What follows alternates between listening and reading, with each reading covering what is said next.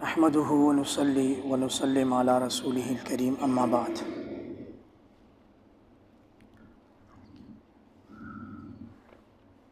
آج کی تقریباً جتنی بھی صورتیں ہم نے تلاوت کی ہیں وہ اکثر مکی ہیں۔ مکہ مکرمہ میں جو صورتیں نازل ہوئی ہیں شروع اسلام میں، ان کا جو میجر سبجیکٹ اور ڈیٹا ہے وہ اللہ رب العزت کی وحدانیت، روز جزا، قیامت کے حوالے سے تذکیر، یاد دہانی، جنت کی بشارت اور جہنم سے ڈرانا ہے۔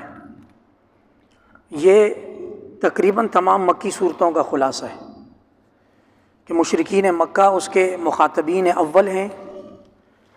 اللہ کریم ان کو لاجواب کرتے ہیں کہ دیکھو ہم نے اپنے محمد پر کیسا کلام اتارا ہے، اس کلام کا مقابلہ آپ کر سکتے ہیں؟ آپ میں سے کوئی ایک شخص کر سکتا ہے؟ آپ میں سے کوئی 10 کر سکتے ہیں؟ قیامت تک کوئی آپ کی ایک جماعت کر سکتی ہے؟ تو آپ اس کلام کا مقابل لے کر آ جائیں۔ اگر نہیں لا سکتے تو اس کا مطلب ہے یہ کلام اللہ کی طرف سے، اور پھر اس میں جو بات کی جا رہی ہے وہ برحق اور سچ بات ہے۔ یہی وجہ ہے کہ یہ کلام الف لام میم سے لے کر والناس تک اتنے پیارے طریقے سے پیرویا ہوا ہے کہ اگر اس میں روحانی اور قدرتی طور پر آپ واو کو فا میں، فا کو ہا میں، یعنی اس کا ایک لفظ بھی آپ تبدیل کریں گے تو اس پورے قرآن مجید کا سارا ردم ٹوٹ جائے گا شروع سے آخر تک۔ اور یہ کلام مجید قیامت تک کے لیے چیلنج ہے۔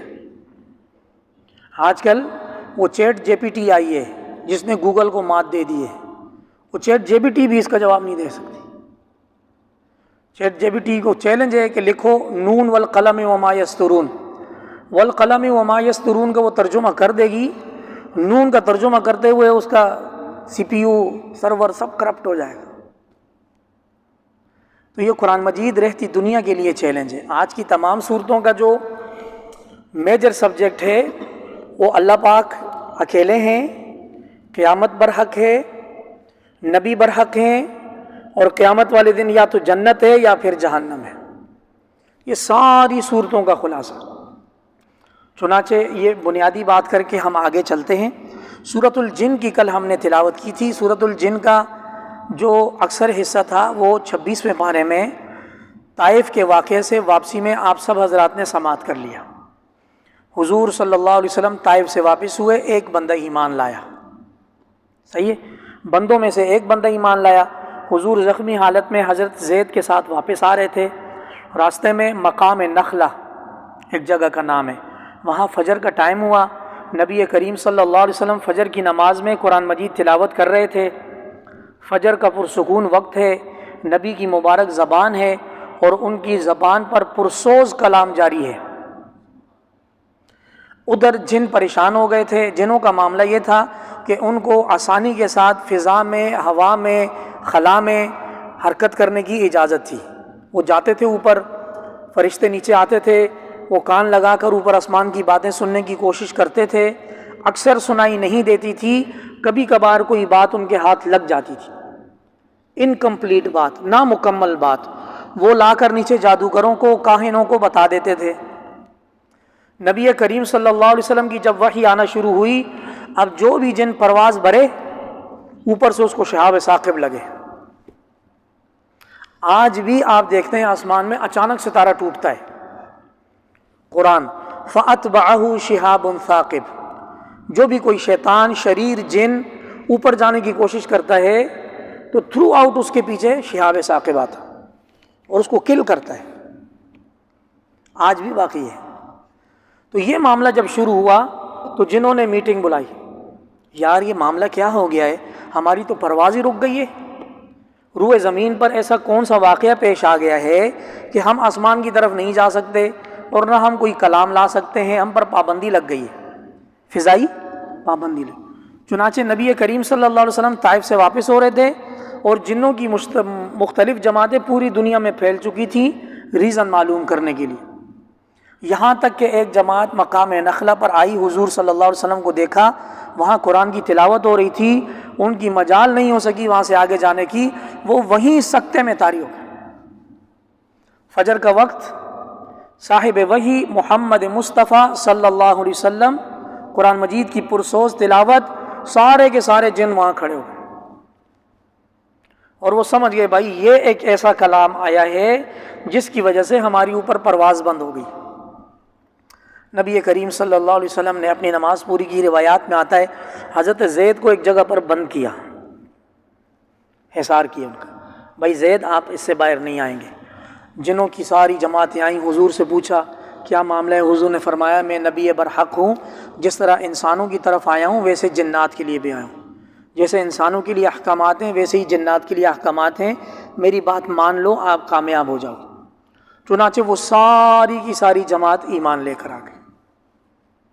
تو سورۃ الجن کا سارا مضمون یہ ہے۔ اس میں آگے ایک بات آتی ہے وَأَنَّ الْمَسَاجِدَ لِلَّهِ فَلَا تَدْعُوا مَعَ اللَّهِ أَحَدًا۔ اللہ پاک نے حضور کے ذریعے جنوں کو بھی یہ پیغام دیا ہے کہ مسجدیں ساری کی ساری اللہ کی ہیں، مسجدوں کے کوئی چودھری بننے کی کوشش نہ کرے اور اللہ کے ساتھ کسی کو نہ پکارو۔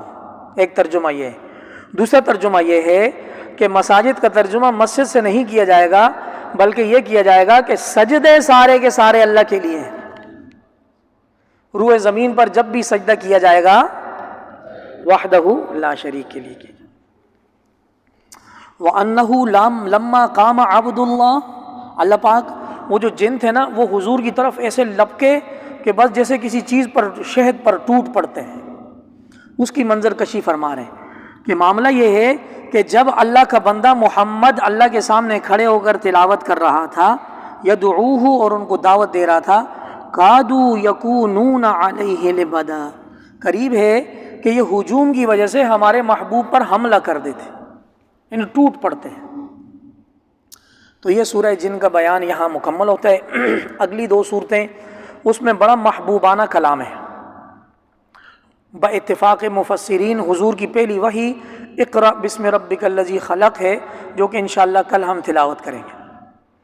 اس وحی کے بعد دوسری وحی کے درمیان کے زمانے میں کافی وقفہ آ گیا۔ حضور صلی اللہ علیہ وسلم کو جب وحی نازل ہوئی وہ گرمی کا زمانہ تھا، تو حضور جب غار حرا سے وحی لے کر واپس ہوئے تو گھر میں وہ سردی کا زمانہ تھا۔ سردی کے زمانے میں وحی نازل ہوئی، جب گھر میں داخل ہوئے تو اس وحی کے بوجھ کی وجہ سے حضور صلی اللہ علیہ وسلم کے پیشانی پر پسینہ تھا اور حضور کو شدید قسم کے فیٹس فیل ہو رہے تھے۔ تو حضور صلی اللہ علیہ وسلم نے فرمایا زملونی زملونی، حضرت خدیجہ سے فرمایا مجھے چادر لپیٹوا دیں، مجھے چادر لپیٹوا دیں۔ اور یہ کوئی انوکھی بات نہیں ہے، وحی کی تاثیر کا اس طرح ہونا کوئی عقل سے بعید بات نہیں ہے۔ دلیل کیا ہے؟ ہر انسان بعض اوقات انوکھا سا خواب دیکھتا ہے، ڈراؤنا خواب دیکھتا ہے، جب اس کا خواب میں پنجابی میں بولتے ہیں ترا نکلتا ہے تو وہ اٹھ کے بیٹھتا ہے تو وہ پسینے میں شرابور ہوتا ہے۔ تو جب ایک معمولی سے خواب کی یہ تاثیر جسم پر آ سکتی ہے تو وحی کی تاثیر تو اس سے کئی گنا زیادہ ہے۔ چنانچہ حضور نے جو اس وحی کی تاثیر کے بعد اپنے آپ کو چادر میں لپٹوایا تو اللہ پاک نے خطاب فرمایا یا ایھا المزمل، ہے اپنے آپ کو، ہے ہمارے وہ محبوب جس نے اپنے آپ کو چادر میں لپٹوایا۔ اللہ کو وہ ادا پسند آئی۔ اگلی صورت میں فرمایا یا ایھا المدثر، ہے اپنے آپ کو کپڑے میں لپیٹنے والے۔ مدثر مطلق کپڑا اور مزمل چادر، دو صورتیں اللہ پاک نے نازل فرمائی اور فرمایا رات کو کھڑے ہو جائیں ہمارے سامنے۔ آپ ہمارے سامنے کھڑے ہوتے ہیں ہمیں بہت اچھا لگتا ہے، پوری رات کھڑے ہوں، آدھی رات کھڑے ہوں، تہجد کی نماز پڑھیں، ہمیں بہت اچھا لگتا ہے۔ وَرَتِّلِ الْقُرْآنَ تَرْتِيلًا، اور میرے محبوب ہمارے سامنے قرآن ٹھہر ٹھہر کر پڑھیں، ہمارے سامنے قرآن ٹھہر ٹھہر کر پڑھیں۔ اس لیے ہم بھی کوشش کرتے ہیں کہ قرآن ٹھہر ٹھہر کر پڑھیں۔ بہت سارے لوگ بولتے ہیں امام صاحب آپ سلو پڑھتے ہیں، یعلمون تعلمون کرنا کوئی مشکل کام نہیں ہے، لیکن پڑھا نہیں جاتا۔ اگر یعلمون تعلمون کیا تو 20 منٹ میں فارغ ہے انشاءاللہ۔ انڈونیشیا کی بہت ساری ویڈیوز آپ دیکھ سکتے ہیں، ملیشیا، انڈونیشیا کی۔ قرآن کا حکم ہے، اللہ پاک میں قرآن میں حکم ہے کہ وَرَتِّلِ الْقُرْآنَ تَرْتِيلًا، قرآن کو ٹھہر ٹھہر کر پڑھیں۔ پھر آگے اللہ پاک نبی کریم صلی اللہ علیہ وسلم کو پہلے تہجد فرض قرار دی گیا، صحابہ کرام پر بھی فرض 1 سال تک۔ پھر اسی سورت کی دوسری رکوع میں اللہ پاک نے تہجد کو نفل قرار دیا کہ اللہ پاک جانتے ہیں کہ آپ تیسری شب میں کھڑے ہوتے ہیں، آدھی شب میں کھڑے ہوتے ہیں، اور شب کا تیسرا حصہ آپ کھڑے ہوتے ہیں، اور کچھ ایمان والے بھی آپ کے ساتھ کھڑے ہوتے ہیں۔ اللہ نے دن اور رات کی تقدیر بنائی ہے، چلیں اب آسانی کے ساتھ جتنا ہو سکے قرآن کی تلاوت کریں اور آسانی کے ساتھ تہجد کی نماز ادا کریں، اور نماز قائم کریں، زکوٰۃ ادا کریں، اور اللہ کو بہترین قرضہ دیں۔ اور یاد رکھیں، جو آپ اپنی جانوں کے لیے اللہ کے ہاں محفوظ کریں گے، اللہ کو اس کا بہترین بدلہ دینا آتا ہے۔ 1 دیں گے تو 10 پائیں گے، اخلاص بھریں گے تو 700 پائیں گے، اور اخلاص بھریں گے تو بغیر حساب پائیں گے۔ ما لہ من نفاد، اللہ فرماتے ہیں ہمارا رزق ایسا ہے کہ اس کی نہ کوئی ایکسپائری ڈیٹ ہے اور نہ وہ ختم ہونے والا ہے۔ بات سمجھ آ رہی ہے؟ توجہ کے ساتھ سنتے رہیں، کسی کو نیند آئی تو کھڑا کروں گا آج انشاءاللہ۔ اگلی صورت میں مدثر ہے، اللہ پاک فرماتے ہیں میرے محبوب کھڑے ہو کر ڈرائیں اور رب کی تسبیح بیان کریں، اپنے کپڑوں کو پاک رکھیں۔ وَلَا تَمْنُن تَسْتَكْثِرْ، خواتین کا ٹاپک آ گیا بھائی۔ حضور کا ارشاد اللہ پاک کا کہ لوگوں پر احسان اس وجہ سے نہ کریں کہ وہ واپسی میں آپ کو زیادہ دیں گے۔ لوگوں پر احسان اس وجہ سے نہ کریں کہ وہ واپسی پر آپ کو، شادی پر لفافہ مارتے ہیں نا، میں جان بوجھ کر بول رہا ہوں، لفافہ مارنا، انویلپ دیا جاتا ہے 1000 2000 5000، تو میں ایسے لوگوں سے بھی واقف ہوں کہ وہ رجسٹر لے کے کھڑے ہوتے ہیں کہ فلاں کا لفافے میں اتنا پیسہ ہے، اتنا پیسہ لکھتے ہیں، کیونکہ واپسی میں 100 200 500 زیادہ کر کے دینا ہے۔ قرآن مجید مذمت بیان کر رہا ہے، یہ کھیل نہ کھیلیں۔ یہ کھیل 21ویں پارے میں اس معاملے کو چھوٹا سود بولا ہے۔ 21ویں پارے میں یہ جو شادی کی رسم جس کو نیوتا بولتے ہیں، سلامی بولتے ہیں، جو کچھ بھی بولیں، اس کو قرآن چھوٹا سود بولتے ہیں کہ سود کی چھوٹی شکل ہے۔ یار یہ انویسٹمنٹ ہے، آج 5000 دے دو، ہمارے ہاں بھی خوشی آئے گی نا انشاءاللہ، تو 5 کا 10 واپس آئے گا۔ تو یہ منع کیا ہے، قرآن نے سختی سے منع کیا۔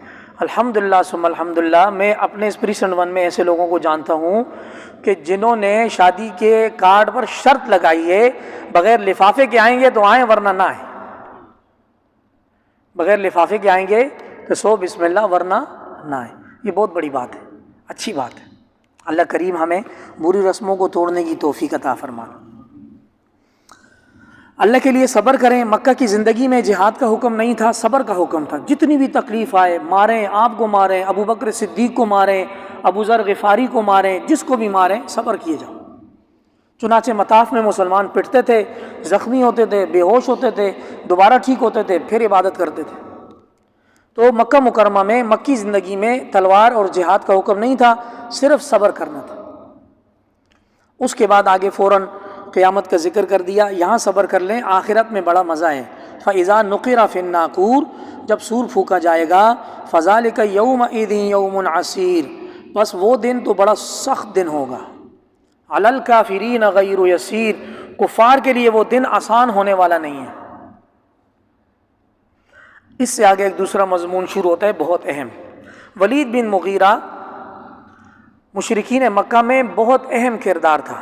ابو جہل اہم کردار تھا، ولید بن مغیرہ تھا، عقبہ بن ابی معیط تھا، شیبہ تھا، ابو لہب تھا، یہ سارے اہم کردار تھے، یہ ستون تھے مکہ مکرمہ کے۔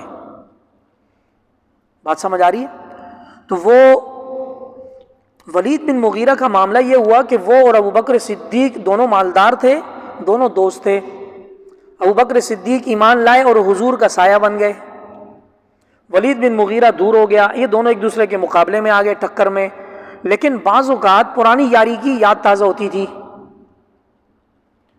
تو ولید بن مغیرہ کبھی کبھار اختلافات کو بلا کر ابو بکر صدیق سے ملاقات کے لیے جاتے تھے، بولتے تھے یار کس چکر میں پڑ گئے ہو، یا دین ابراہیمی پر ہم تھے، آپ کو نہیں چھوڑنا چاہیے تھا، ہمارے علاقے میں فتنہ فساد آ گیا ہے، بدامنی آ گئی ہے، اس طرح کی باتیں ہوتی رہتی۔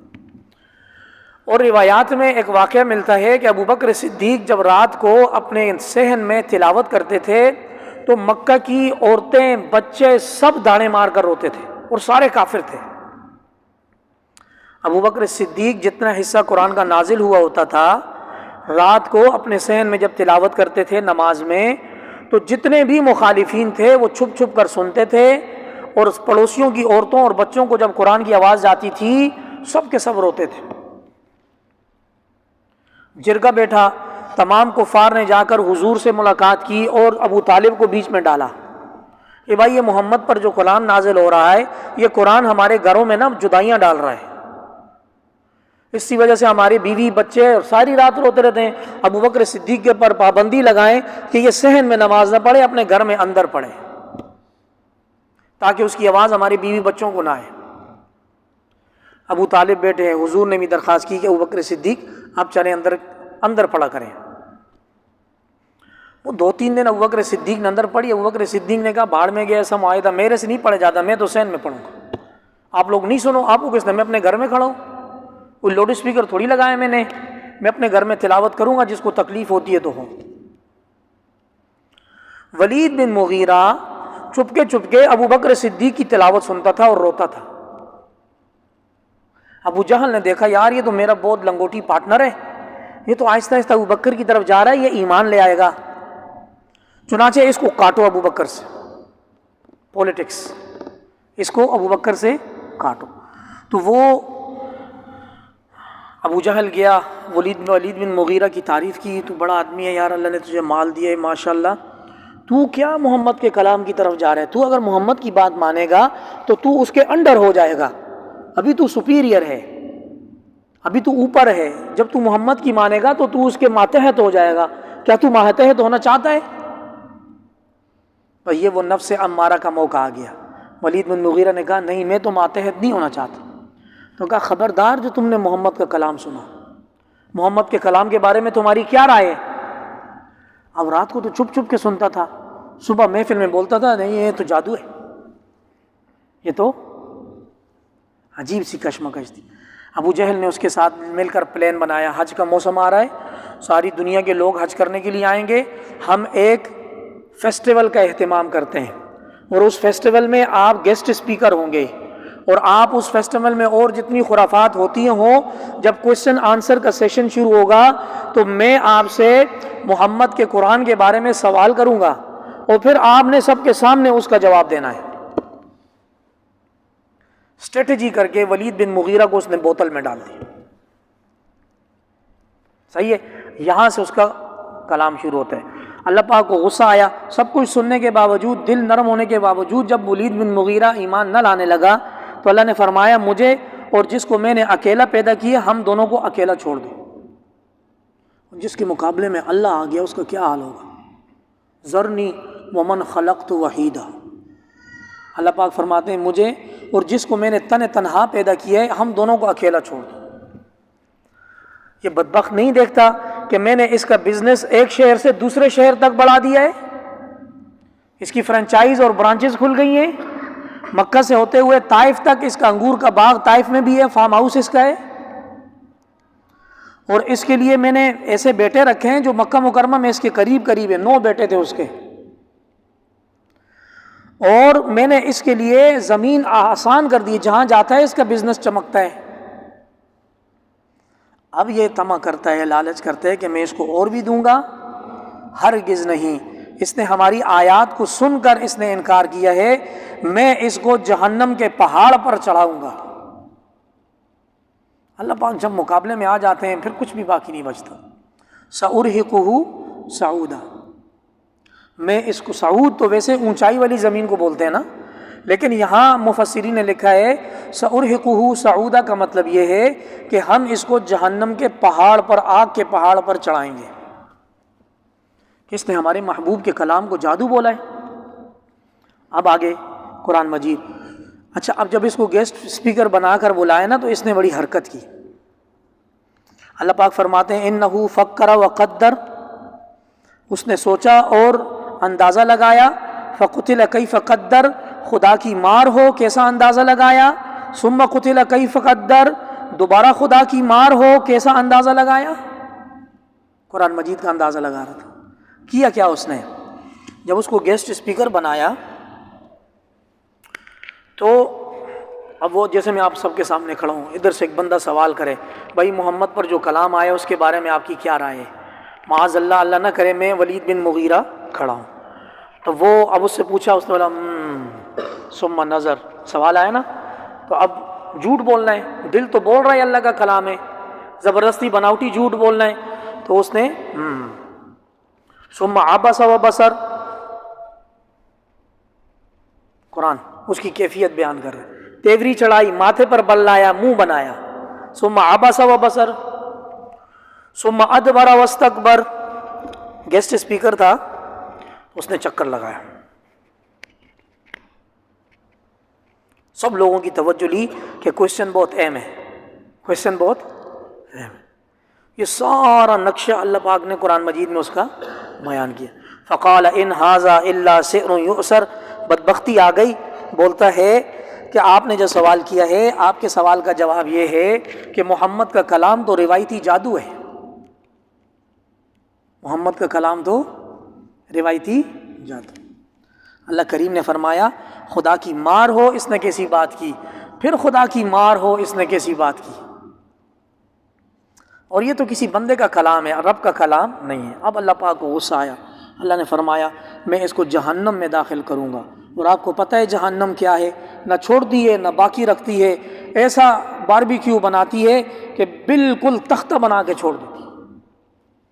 علیہا 19 جہنم کے اوپر ہم نے 19 فرشتے رکھے، کتنے؟ کسی ایک فرشتے کا مقابلہ پوری روح زمین نہیں کر سکتی۔ جب یہ 19 کا لفظ بیان کیا تو ادھر ایک تمسخر بیٹھا ہوا تھا، شاہ سے زیادہ شاہ کا وفادار بیٹھا ہوا تھا، اس نے کہا 17 کو میں دیکھ لوں گا، 2 کو تم دیکھ لینا، 17 فرشتوں کو میں اکیلا دیکھ لوں گا، 2 کو تم دیکھ لو۔ اللہ کریم کو یہ بات پسند نہیں آئی، اللہ نے فرمایا یہ جو ہم نے جہنم کے داروغے بٹھائے ہیں اور جو ان کی جو بیان کی ہے ان کی تعداد، یہ تو کافروں کو مزید فتنے میں مبتلا کرنے کے لیے کی ہے، اور ایمان والے یقین والے تو اس سے ڈر جاتے ہیں کہ یا اللہ آپ کی جہنم ہے اور اس کے اوپر فرشتے ہیں، یا اللہ ہمیں محفوظ فرما دے۔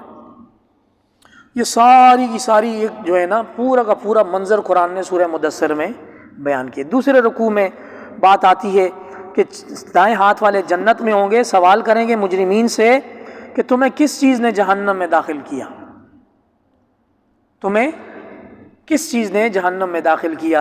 جہنمی بولیں گے ہم نماز نہیں پڑھتے تھے، مختصر سا جواب ہے، ہم نماز، اب جو نماز نہیں پڑھتا دیکھ لے بھائی قرآن میں کیا آیا ہوا ہے، مطلب رمضان ہماری چھاؤنی ہے، ہم ٹریننگ میں ہیں، رمضان کی تاثیر کا عید کی رات سے پتہ چلے گا کہ ہم نے کیا پایا کیا کھویا۔ پاسنگ آؤٹ جب ہو جائے گی تو کون سا پوزیشن لے گا، کون سا فیل ہوگا، کس کا کورٹ مارشل ہوگا، یہ سب کچھ تو عید کی رات سے پتہ چلے گا۔ یہ تو اللہ نے ماحول بنایا ہوا ہے، نماز بھی آسان ہے، تلاوت بھی آسان ہے، ہر چیز آسان ہے۔ جب یہ ماحول ختم ہوگا، چھاؤنی کا ٹینٹ کو اٹھایا جائے گا، بولا جائے گا اب 11 مہینے کی زندگی ہم دیکھیں گے آپ کیا کرتے ہیں، اس وقت پتہ چلے گا روزہ دار کون ہے اور نمازی کون۔ اگلی صورت سورہ قیامہ ہے۔ قیامہ کے شروع میں اللہ پاک قسم اٹھاتے ہیں، مجھے قیامت کے روز کی قسم اور مجھے ملامت کرنے والے نفس کی قسم۔ نفس کی 3 قسمیں، نفس امارہ، نفس لوامہ، نفس مطمئنہ۔ نفس امارہ اس کو بولتے ہیں جس کا تذکرہ 13ویں پارے میں آیا ہے، وہ نفس ہوتا ہے، اچھا نفس کی قسموں سے پہلے نفس کو سمجھ لیں۔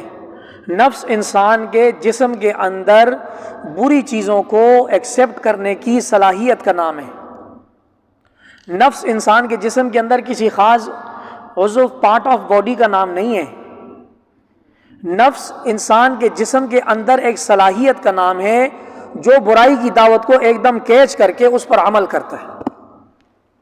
یاد رہے گی یہ بات، اور ہر انسان کے ساتھ نفس لگا ہوتا ہے، کوئی بھی بری ذمہ نہیں ہے۔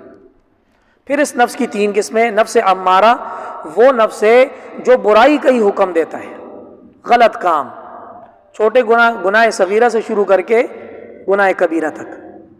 دوسری قسم نفس لوامہ ہے، اور نفس لوامہ وہ ہوتا ہے کہ جو برے کاموں پر انسان کے ضمیر کو ملامت کرتا ہے، اے بھائی شرم نہیں آتی تو نے یہ کام کر لیا، یہ کام نہیں کرنا چاہیے تھا، صحیح ہو گیا. تیسری قسم نفس مطمئنہ ہے. عبداللہ وہ دروازے بند کر دیں. تیسری قسم نفس مطمئنہ.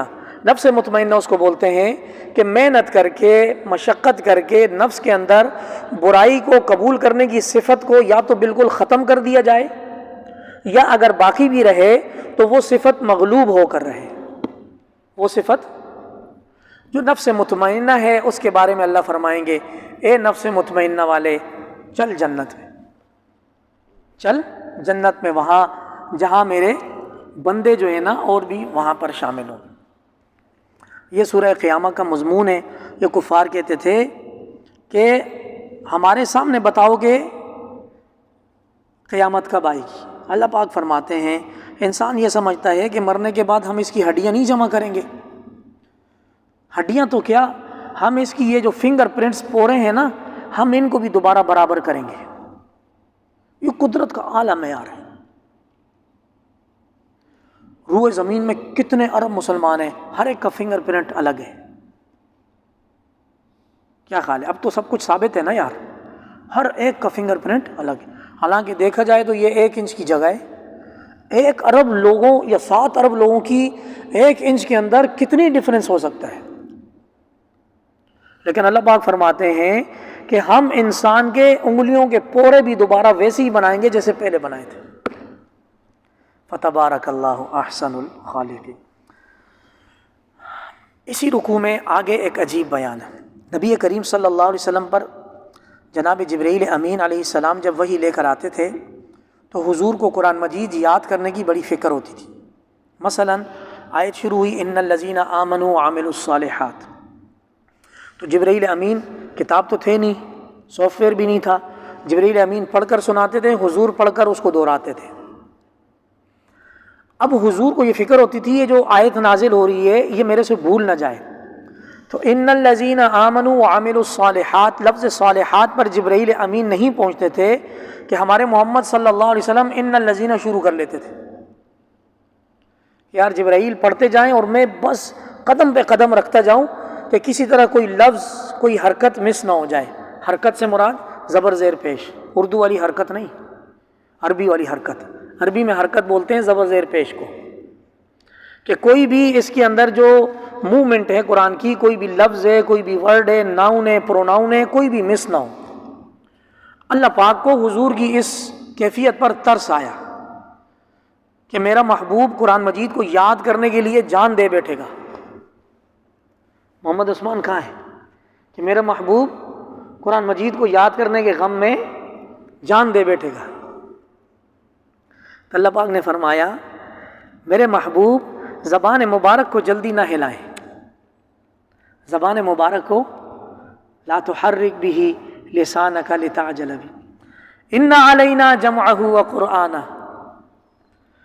یہ قرآن کو جمع کرنا یہ سب ہمارے پر ہے، انشاءاللہ ہم جمع کریں گے. ان علینا جمعہ وقرآنہ فاذا قرأناہ فاتبع قرآنہ. جب ہم جبرائیل امین کے ذریعے آپ کو یہ پڑھا بیٹھیں گے تو پھر آپ جو ہے نا ہماری تلاوت کی پیروی کریں.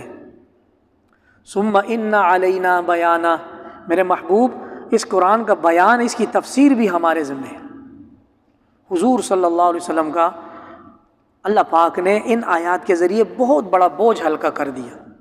سورۃ الاعلیٰ کی تلاوت کی ہم نے، اس میں بھی اللہ پاک فرماتے ہیں میرے محبوب سنقرئک فلا تنسیٰ، ہم آپ کو پڑھائیں گے پھر انشاءاللہ آپ کبھی نہیں بھولیں گے. تو یہ اللہ پاک نے حضور کا بہت بڑا بوجھ ہلکا کر دیا. اس آیت کے نازل ہونے کے بعد حضور جبرائیل امین کی پوری وحی تسلی سے سنتے تھے اور پھر صحابہ کو بیان کرتے. قرآن کی جو آیت نازل ہوتی تھی کاتبین وحی کو بولتے تھے یہ آیت آئی ہے سورت نمبر فلاں میں، فلاں آیت کے بعد فلاں آیت سے پہلے اس آیت کو رکھ دیں.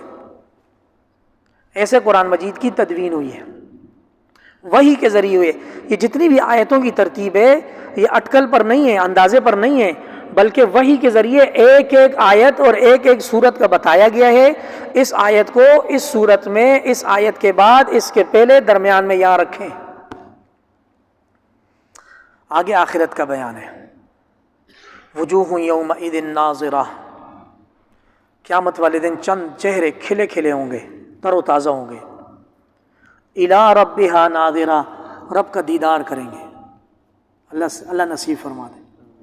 الی ربہا ناظرہ ووجوہ یومئذ باسرہ، دیگر چند چہرے ایسے ہوں گے جو بجھے ہوئے ہوں گے اور ان کو رب کے دیدار سے محروم کر دیا جائے گا. اللہ کریم محفوظ فرما دے.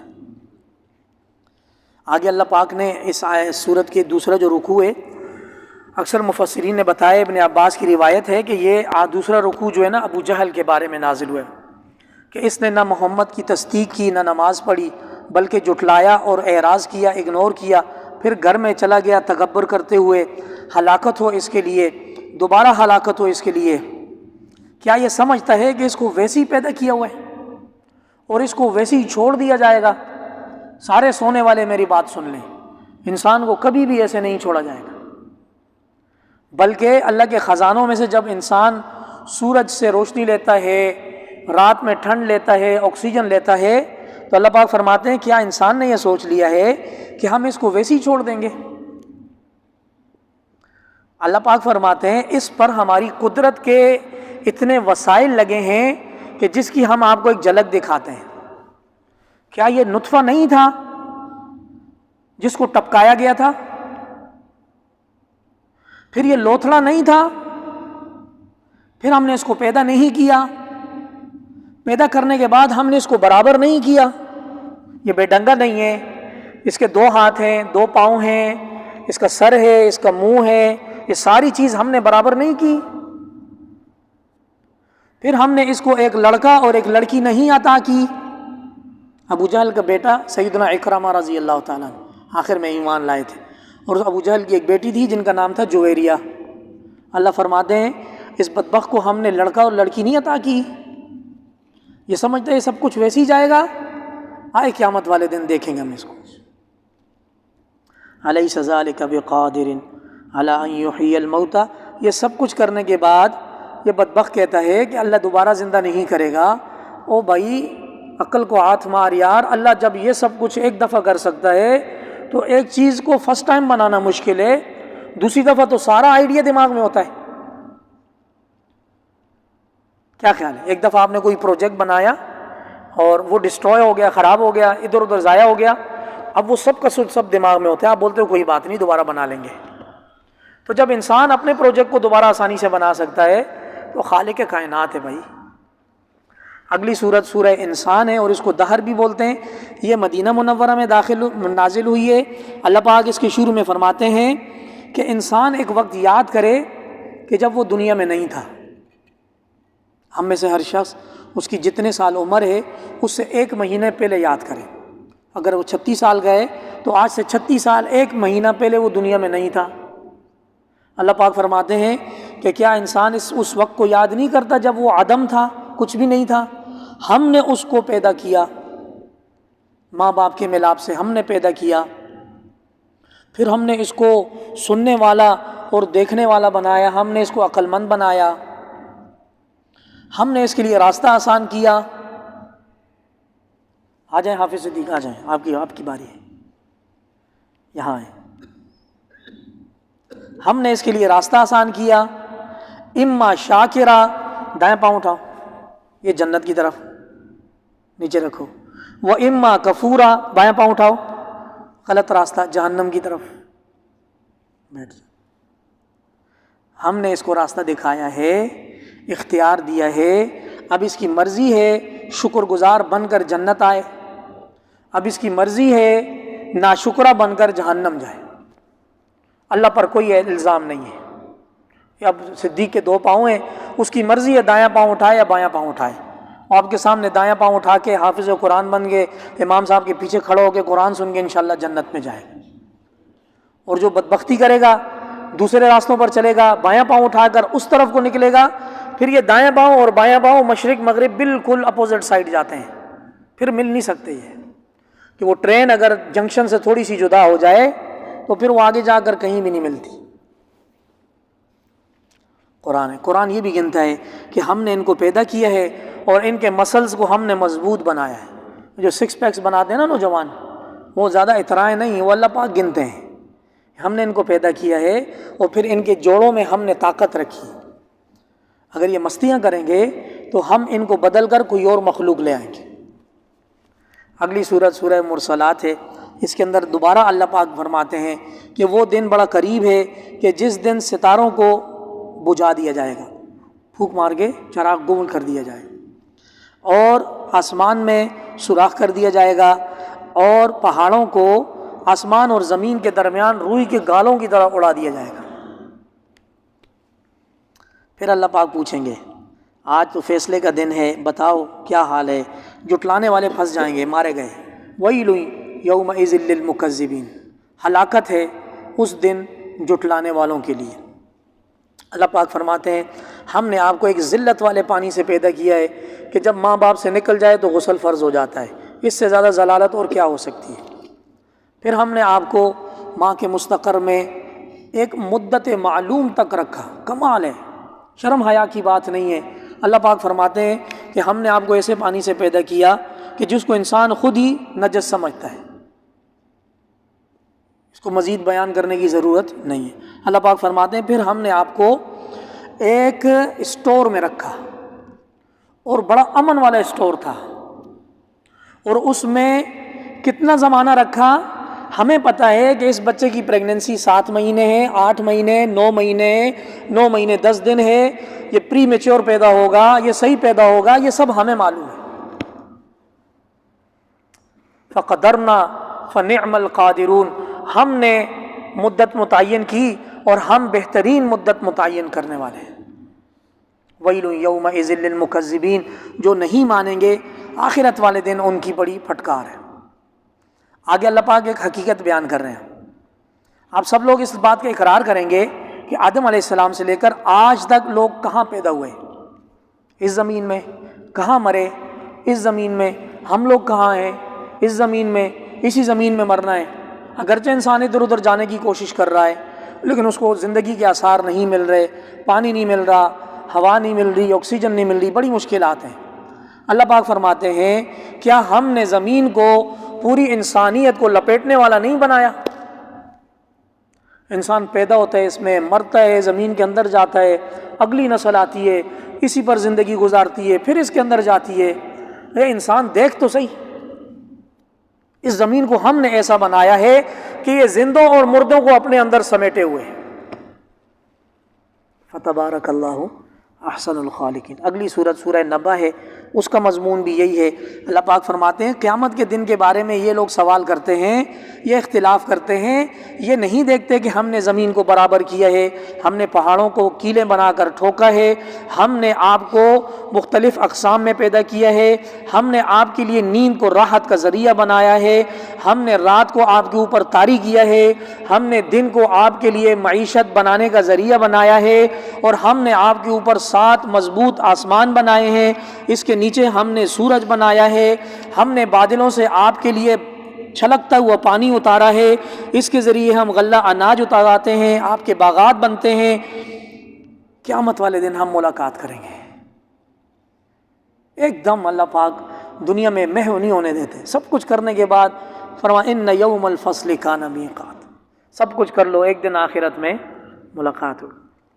آخرت کے بارے میں اسی سورت کے آخر میں آتا ہے اللہ پاک قیامت والے دن سینگ والی بکری اور بغیر سینگ والی بکری، سینگ والی بکری نے دنیا میں بغیر سینگ والی کو جتنی ٹھوکریں ماری ہوں گی، ٹکریں ماری ہوں گی، اللہ پاک ان کو زندہ کریں گے ساری مخلوق کے حساب کتاب سے پہلے، اور ہر بندے کو پتہ ہوگا وہ کتنے پانی میں اس کا کام آگے خراب ہونے والا ہے۔ وَتَرَىٰ كُلَّ أُمَّةٍ جَاثِيَةً، ہر امت کو گھٹنے کے بل بیٹھے ہوئے تو دیکھے گا۔ اب وہ جس سینگ والی بکری نے زیادتی کی ہوگی نا، سینگ والی بکری کے سینگ بغیر سینگ والی بکری کو دیے جائیں گے، ان کی جو اسٹیٹس ہے اس کو ٹرانسفر کیا جائے گا۔ اب اللہ پاک اس بکری کو بولیں گے اتنی ٹکرے مار اس کو جتنی اس نے ماری تھی۔ وَلَا تُظْلَمُونَ فَتِيلًا، قیامت والے دن ذرہ برابر کسی پر ظلم نہیں کیا جائے، وہ بکری اتنی ہی ٹھوکریں ماریں گی، اس بکری کو حساب برابر ہوگا۔ اللہ پاک فرمائیں گے كُنْتُ تُرَابًا، اب ان کے لیے جنت جہنم کا فیصلہ نہیں ہے، یہاں انصاف قائم ہو گیا، اللہ کا حکم ہوگا، انسان اور جنات کے علاوہ ہر چیز کو مٹی بنا دیا جائے گا، ختم کر دیا، ڈیلیٹ کر دیا جائے گا۔ اب کافر جب دیکھے گا یار یہ معاملہ تھوڑا بہت ہو کے بکری ظالم وہ بھی مٹی ہو گئی، مظلوم بھی مٹی ہو گئی، ہائے رے کاش میں بھی آج مٹی ہو جاؤں، ہائے رے کاش میرا بھی تھوڑا بہت حساب کتاب ہو کے ایڈجسٹمنٹ ہو کے میں بھی مٹی ہو جاؤں۔ یوم ینظر المرء ما قدمت یداہ، ہر انسان دیکھ لے گا کہ اس کے ہاتھوں نے، اس کی جان نے قیامت کے لیے کیا بھیجا تھا آگے۔ وہ یقول الکافر، اور انکار کرنے والا بولے گا یا لیتنی، ہائے رے کاش کنت ترابا، میں بھی کسی طرح مٹی بن جاؤں۔ آگے والا معاملہ بڑا خراب ہے۔ اللہ پاک بولیں گے بچے آنا، دنیا میں بہت مستی کرتا تھا، آج ہمارے حساب میں آیا ہے، اللہ فضل فرما دے، اللہ فضل فرما دے۔ اسی طرح فرعون کا واقعہ ہے، 485 سال روایات میں آتا ہے، 485 سال اس نے عمر پائی، بیمار نہیں ہوا، سر میں درد نہیں ہوا۔ اس نے بولا خدا ایسے ہی ہوتا ہے، اس نے بولا کہیں خدا ایسے ہی ہوتا ہے۔ تو موسیٰ علیہ السلام نے اس کو آیتیں دکھائیں، نشانیاں دکھائیں، عصا دکھایا، اپنا ہاتھ دکھایا، معجزہ دکھایا، دعوت دی، نہیں مانا۔ فکذب وعصا، جٹلایا اور گناہ کیا۔ ثم ادبر یسعی، ولید بن مغیرہ کی طرح وہ بھی گھوما، اور اس نے اپنی تمام رعایا کو جمع کیا۔ فقال انا ربکم الاعلی، بھائی دنیا میں چھوٹے موٹے جتنے بھی خدا ہو سکتے ہیں ان میں سب سے بڑا میں ہوں تمہارا۔ فاخذہ اللہ نکال الآخرۃ والأولى، اللہ نے اس کی خدائی ایسی زہر کی کہ اس کو غوطے دیے پانی میں، اور اس کو رہتی دنیا کے لیے عبرت بنا کے اس کی ممی کو مصر میں رکھ دیا۔ خرچہ کرو، جاؤ اور دیکھ کے آؤ اور عبرت پکڑو، ان فی ذلک لعبرۃ لمن یخشی۔ اللہ پاک فرماتے ہیں انسان تجھے پیدا کرنا مشکل ہے یا یہ آسمان کو پیدا کر کے اتنے اوپر روک کر رکھنا مشکل ہے؟ تجھے کس چیز نے مست کیا ہوا ہے؟ 4 فٹ سے لے کر 6 فٹ تک تیرا قد ہے، آکسیجن کو میں تیری سیچوریشن میں کم کر دوں تو پھڑک پھڑک کے مرے گا۔ تجھے بنانا مشکل ہے یا اس آسمان کو بنا کر اوپر روکنا مشکل ہے؟ یقیناً سی بات ہے اوپر آسمان کو بنا کر روکنا مشکل ہے، اس پر زیادہ قوت لگے گی۔ اللہ پاک فرماتے ہیں ہم نے آسمان بنایا ہے، اس کو ہم نے اوپر کر کے سیدھا برابر کیا ہے، اس کے نیچے ہم نے رات لائی ہے، اس کے اندر سے ہم نے دل اتارا ہے، پھر ہم نے آپ کے لیے زمین کو برابر کر کے اس کے اندر سے ہم نے اس کی چراگاہیں بنائی ہیں، اس کے اندر سے ہم نے پانی نکالا ہے، اس کے اندر ہم نے پہاڑوں کو کھڑا کیا ہے۔ یہ سب کچھ ہم نے تیرے لیے کیا ہے، تو ہمارے لیے ہے۔ میرے بندے یہ سب کچھ تیرے لیے ہے، اس کے لیے نہ کوئی ٹیکس ہے آپ سے، نہ کوئی چارجز ہے، نہ کوئی بل ہے، یہ سب کچھ تیرے لیے بندے، تو میرے لیے۔ تو اگر میرے لیے ہو جائے گا یہ ساری چیزیں تجھے فائدہ دیں گی، تو اگر میرا نہیں ہوگا یہی ساری چیزیں تجھے نقصان دیں گی۔ اور یاد رکھو جس دن ٹکڑے کرنے والی قیامت آئے گی، طامۃ الکبریٰ، قیمہ بنانے والی، انسان یاد کرے گا کہ اس نے اس دن کے لیے کتنی محنت کی ہے۔ سب کے سامنے جہنم کو لا دیا جائے گا، سارے دیکھیں گے جہنم آ گئی ہے۔ رہی بات اس شخص کی جس نے دنیا میں طغیانی کی، نافرمانی کی، دنیا کی زندگی کو ترجیح دی، ٹھکانہ اس کا جہنم ہے۔ اور جو شخص اللہ کے روبرو کھڑے ہونے سے ڈرا، جو شخص اللہ کے روبرو کھڑے ہونے سے ڈرا، تمام تفصیل بیان کر چکا ہوں کہ اللہ کے سامنے تنہائی میں روبرو جانا ہے۔ وَأَمَّا مَنْ خَافَ مَقَامَ رَبِّهِ، بس رہی بات اس شخص کی کہ جو رب کے سامنے روبرو کھڑے ہونے سے، حساب دینے سے دنیا میں ڈرا، وَنَهَى النَّفْسَ عَنِ الْهَوَىٰ، اور دنیا میں اپنے نفس کو نفسانی خواہشات سے روکے رکھا، فَإِنَّ الْجَنَّةَ هِيَ الْمَأْوَىٰ، اس شخص کا ٹھکانہ تو جنت کے علاوہ اور کچھ نہیں۔ اللہ کریم ہمیں اپنی فضل و کرم سے، رحمت سے نصیب فرما دے۔ تھک گئے تو بس کریں ورنہ آگے چلیں، آگے چلیں، جمہوریت ہے بھائی، چلو آگے چلو جی۔ اگلی سورت سورہ عبس ہے، اگلی سورت سورہ عبس ہے۔ جن لوگوں کو نیند آئی ہے وہ ذرا ایسے ادھر ادھر چکر لگا کے آ جائیں، خرم بھائی ان کو راستہ بتائیں گے کہاں جانا ہے کہاں نہیں جانا، صحیح ہے؟ نیند والے بہت خیال کریں بھائی۔ ہاں، تو سورہ عبس ہے۔ سورہ عبس مکی سورت ہے اور اس کے ایک خاص شان نزول ہے۔ حضور صلی اللہ علیہ وسلم کے ایک صحابی تھے نابینا، ان کا نام تھا عبداللہ ابن ام مکتوم، اور یہ حضور کے حضرت بلال کی طرح کے مؤذن تھے۔ یہ نابینا صحابی، ان کے فضائل اتنے ہیں کہ حضور بعض اوقات غزوے کے لیے جب مدینہ میں تشریف لے جاتے تھے، جنگ کے لیے، جہاد کے لیے، تو پیچھے مدینہ میں اپنا مسجد میں نائب ان کو بنا کر جاتے تھے. نابینا تھے لیکن اپنا نائب ان کو بناتے تھے. بھائی یار عبداللہ ذرا دیکھنا، میں تھوڑا مدینہ سے باہر جا رہا ہوں، پیچھے مسجد نبوی کے معاملات، مسلمانوں کے معاملات ذرا دیکھتے رہنا. شروع اسلام میں مکہ مکرمہ میں یہ ایک دن حضور صلی اللہ علیہ وسلم سے کوئی بات کرنے یا مسئلہ پوچھنے کے لیے آئے. اب یہ نابینا تھے، نابینا تو دیکھ نہیں سکتے. اس طرف نبی کریم صلی اللہ علیہ وسلم کے پاس قریش مکہ کے سردار بیٹھے ہوئے تھے. حضور ان کو وحدانیت کے، اللہ کے ایک ہونے کے، اپنے برحق ہونے کے، نبوت کے بات بھی کر رہے تھے، دلائل بھی دے رہے تھے. عبداللہ ابن مکتوم اس طرف سے آئے، ہاتھ میں کوئی چھڑی وغیرہ ہوگی، صحیح ہے، اور آتے ہی راستے میں فرمایا حضور مجھے ایک مسئلہ بتا دیں، حضور مجھے.